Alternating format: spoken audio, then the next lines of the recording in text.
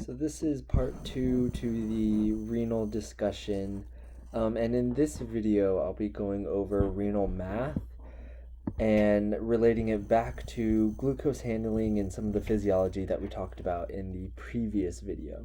So I have this graph here that we did last time, and I'm not going to talk through it again, but we will be referencing it throughout the math problem. So before we get into the math problem, I want to give you the equations that you need to know in order to do these problems. So there are 5 equations total, and the first one that you need to know is clearance is equal to excretion rate of some molecule X over the plasma concentration of that molecule. And then the next equation is for excretion rate, so E sub X. That is equal to urine flow times the urine concentration of some molecule X. X is just a placeholder for whatever molecule that we will be talking about. So it's specific to the molecule. And then the next equation is filtration rate. So f of x is equal to GFR, which is glomerular filtration rate, times plasma concentration of molecule X. And then we have another one for excretion rate, and this is equal to filtration rate minus reabsorption rate plus secretion rate. And then the last one we have is Tmax is equal to GFR times renal threshold, RT. So you can see that from these equations, it uses terms like GFR, renal threshold, Tmax. So that's why we had to talk about this glucose handling graph first, because we had to explain what this terminology was, so that it makes more sense when you see it used in the equations. So you'll need these 5 equations on hand in order to do any of these renal math problems. So make sure you have them in front of you while you're doing these problems. Alright, so the problem that I'll do for the rest of this video is going to be this problem. And this is taken from the actual discussion sheet for renal processes and calculations. It's posted on Canvas, so you can get that sheet there. And just a reminder, if there's anything that you ever need to know from the discussion sheet, I'm making sure to include it in these videos. So this would be an example of that. You need to know how to do this problem. Okay, so if you want, you can pause the video, use those 5 equations I just gave you, use the physiology that we talked about in the last video, and try to solve all of these problems. It might be a little bit difficult, but if you can at least try to put something down for each of these problems, that will be better than nothing. And then you can always unpause, and then I'll start going through it. Okay, so for this problem,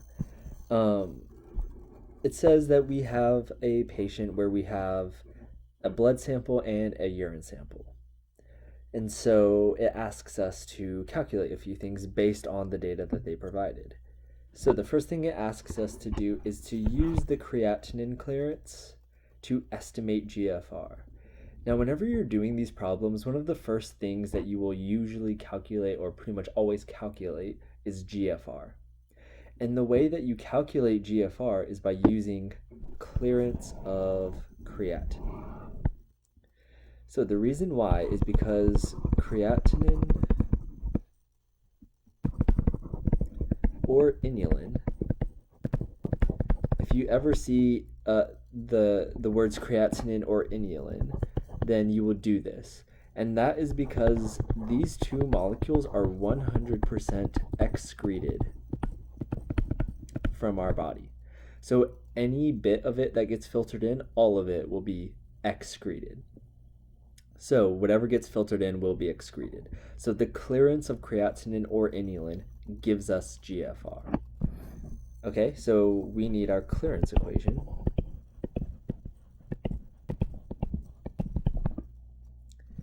clearance is equal to excretion rate. In this case, X is creatinine, but that's a really long word and I don't want to keep writing it, so I'm just going to keep X. So using this equation, let's see if we have these two values in the data. So we have, it looks like we have plasma creatinine, but we don't have an excretion rate for creatinine. We have urine concentration of creatinine, but this is a concentration, amount over liter, and a rate is an amount over time. So that's not excretion rate, that's urine concentration. All right, so we don't have E of X, but we have an equation to solve for it. We have this one, urine flow times urine concentration of creatinine. And we have those two values. We have urine flow and the urine concentration of creatinine. So when we plug that in, we get 2 liters per day times 75 milligrams per liter. So for this calculation, I don't need to change units because when we multiply, liters is going to cancel and we will get 150 milligrams per day. So we see that this is an amount per time because it is a rate, excretion rate. So now that we have excretion rate, we can plug it into the clearance equation. So up top will be 150 milligrams per day. And plasma concentration of creatinine we have, that's 0.1 milligrams per deciliter. So when you divide these two, we don't need to convert units again because milligrams is going to cancel, deciliters will come up top, and we will get 1,500 deciliters per day. If you wanted to write this in a number that is more typically used, or in a unit that's more typically used, then it would be 150 liters per day. That is our GFR. So just as a reminder, a normal GFR is about 180 liters per day, meaning that your kidneys filter 180 liters of your blood every day, which is very impressive because you only have about 5 liters of blood in you. So you can see just from that quick calculation how hard your kidneys are working every single day to keep your blood clean. All right, so 150 liters per day, a little bit lower than normal, but that's our GFR. So the next question it asks is how much glucose does the patient filter per day? So we are looking for filtration rate of glucose. Well, our equation for filtration rate is GFR times plasma concentration of glucose. So we have GFR, we just calculated that. Now we need to see if we have plasma glucose, and it looks like we do. So we will just multiply those two together. Before I start writing it out, I just want to take a quick look at my units. Plasma glucose is milligrams per deciliter, so I'm going to use the 1500 form because it's already in deciliters. So 1500 deciliters per day times 400 milligrams per deciliter. And I don't have these numbers memorized because it's been about a semester since I've done them. So if you have your calculator out, then this will be a good time to get it out and try to follow along with these equations. But when I do 1500 times 400, I get 600,000. And my unit, deciliters cancel, so we have milligrams per day, which is the same thing as 600 grams per day. So that is filtration rate of glucose. All right, the next question says how much glucose does the patient excrete per day? So we need excretion rate for glucose. We have two equations for it. Let's go back up to our equations. Whoops. We have this one and we have this one. So based on what we're given, let's look at the top one. We have urine flow, and we also have urine concentration for glucose. So it makes more sense to use the first one because we don't know reabsorption or secretion rate for glucose yet. So excretion rate of glucose is equal to urine flow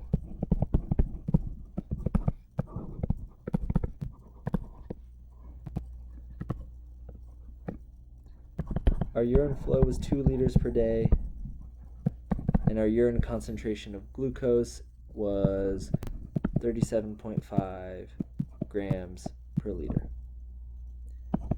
Liters will cancel when we multiply, and we will get 75 grams per day.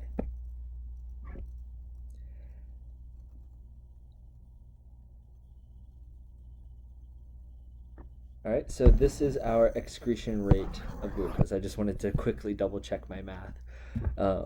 But yeah, 2 times 37.5 is 75 grams. All right, so we're done with that problem. Next thing it asks is, what is his transport max in milligrams per day? This is referring to glucose. So the equation for Tmax is GFR times renal threshold. All right, we have GFR because we calculated that in the beginning. But let's look to see if we have renal threshold.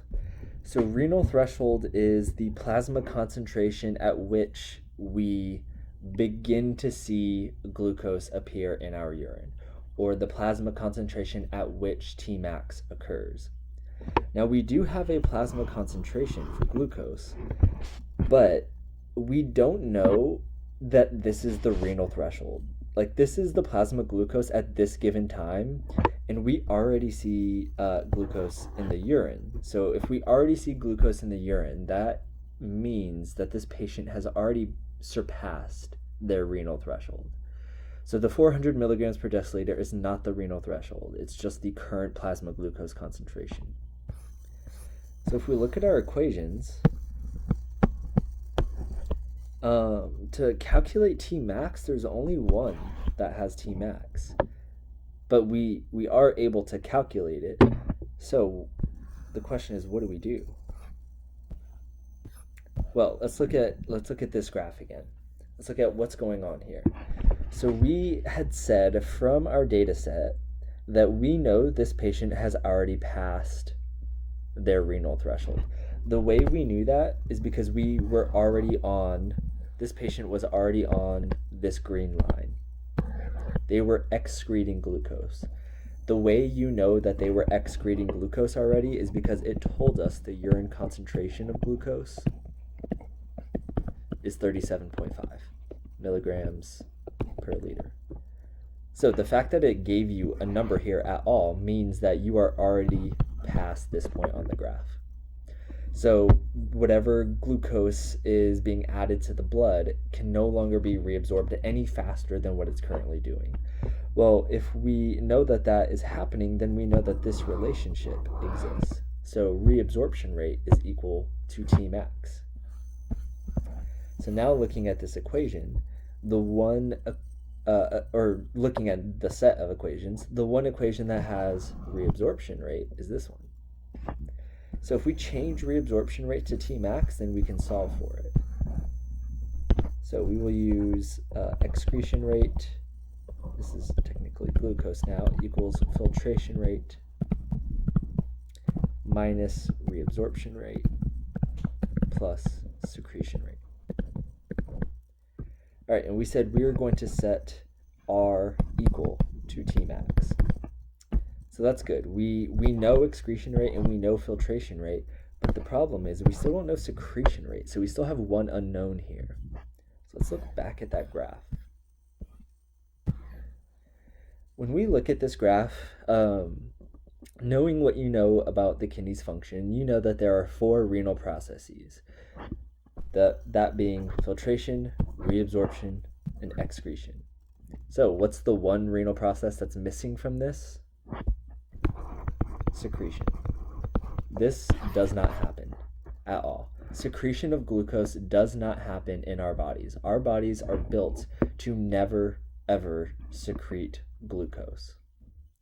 And if you remember, secretion is going from the blood vessel, so blood, back to the nephron. So secretion is pumping it out of your body. We never want to do this for glucose because glucose is our primary energy source for creating ATP, specifically for your brain because glucose can cross the blood-brain barrier. So our bodies are built to never secrete glucose because it's our primary fuel source for ATP.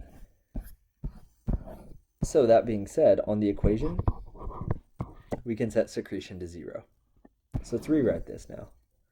We have excretion rate of glucose equal to filtration rate of glucose minus Tmax. All right, we have F, we have E. We just need to rearrange this to solve for Tmax. So if you add Tmax to both sides,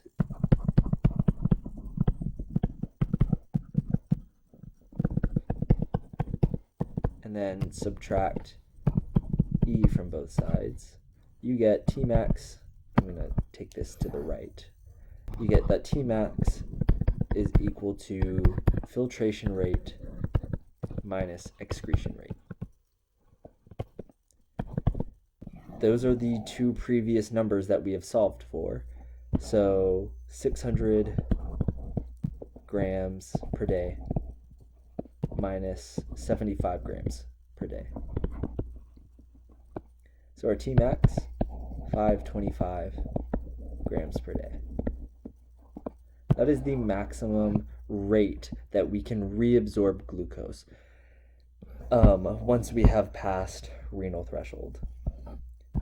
So what is the next question? Asks, what is the patient's renal threshold? Well, now we have this equation and we have enough information to solve for renal threshold.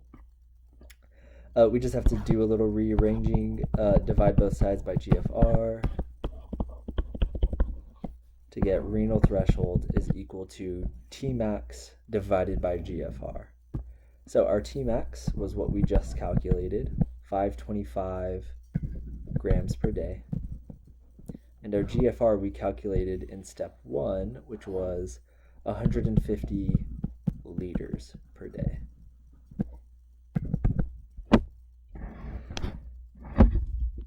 So when I do that calculation, 525 divided by 150, I get 3.5 grams per liter or 350 milligrams per deciliter. So this is our renal threshold. The reason why I wrote it in the milligrams per deciliter unit is to show you something. So if this is our renal threshold, if we go up to this graph, then this renal threshold is at 350 milligrams per deciliter for glucose concentration. Well, this patient's plasma concentration for glucose given to us in the problem was 400. So 400 is past the 350, which is our renal threshold. So if the plasma glucose concentration is past our renal threshold, then we would expect to see glucose appear in the urine, which we do. So that's just a concept check to understand or to double check ourselves to make sure that we understand the physiology that's happening behind the math. If 400 is greater than 350, then we should have glucose in the urine. All right, this last part. Calculate the patient's glucose clearance.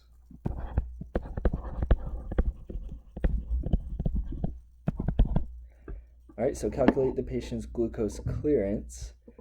So when we do that, we use this equation.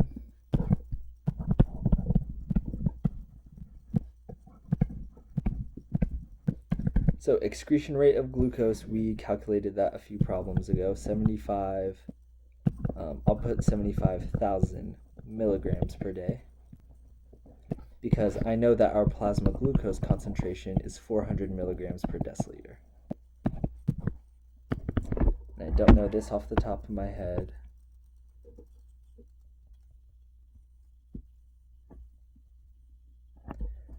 We get 187.5 deciliters per day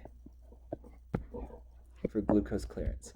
So the other part of this question is, what is normal glucose clearance? and it tells you to refer to your textbook. But knowing what we talked about up here, the normal glucose clearance should be 0. Our body should not clear our blood of glucose because we want to totally reabsorb every bit of glucose that we can, because it's our primary fuel source, like I mentioned before. So another part to this question that it doesn't ask, but that I want to ask you is, how does the kidney handle glucose? So when we ask you, I'll write this out. When we ask you, how does the kidney handle glucose? Oops. How does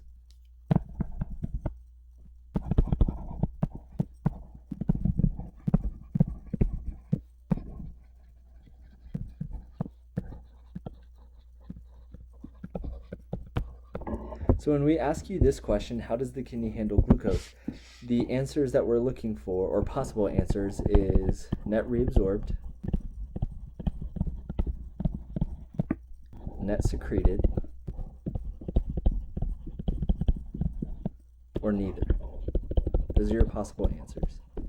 So for this, the way we do it is by comparing GFR to clearance.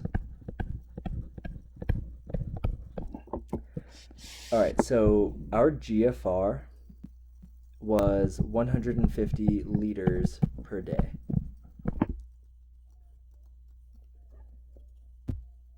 Or, let me write that in the deciliter form. 1,500 deciliters per day. Because our clearance was 187.5 deciliters per day. So I wanted to keep it in the deciliter form.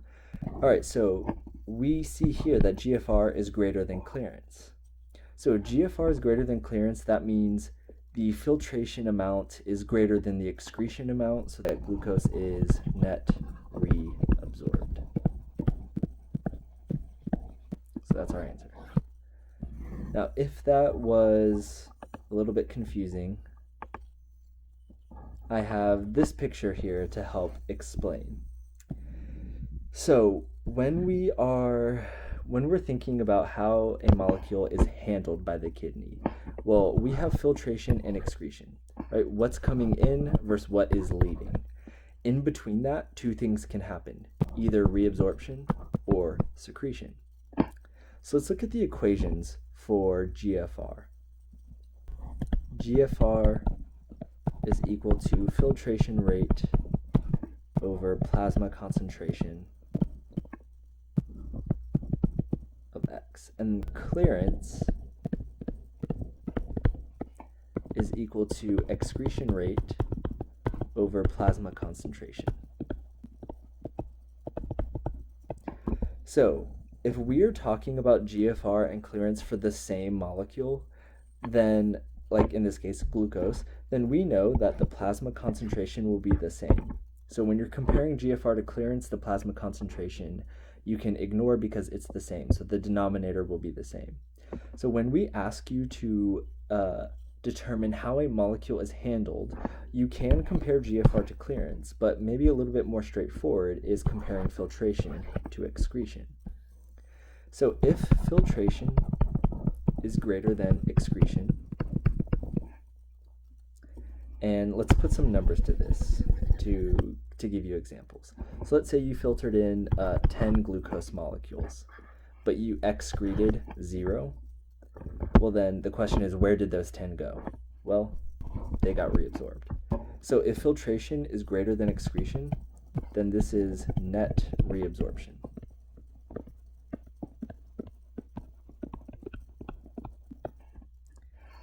All right, I'll change colors to give us a different example. Let's say we have f of x is less than e of x.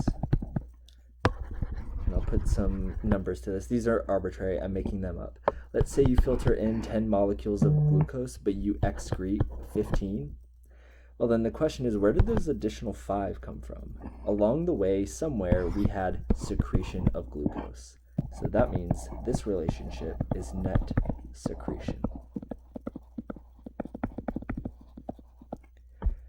All right, The last scenario, and I'll change colors again, is if we have filtration of X equal to E of X. So if you filtered in 10 molecules of glucose and you excreted 10 molecules of glucose, well, you neither reabsorbed nor secreted it.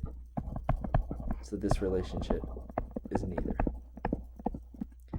So when I asked you how does the kidney handle glucose, I compared GFR to clearance, but if we were to compare filtration rate to excretion rate, we would get the exact same answer because our filtration rate was 600 grams per day and our excretion rate was 75 grams per day.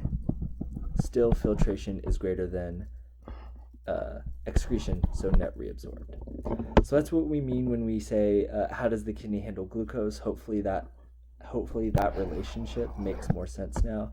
And you can do that for any molecule, as long as you calculate the filtration rate and excretion rate. All right, so that's all I had for this video. I definitely recommend doing this entire math problem again on your own at some point before exam 3. And make sure you have those equations in front of you.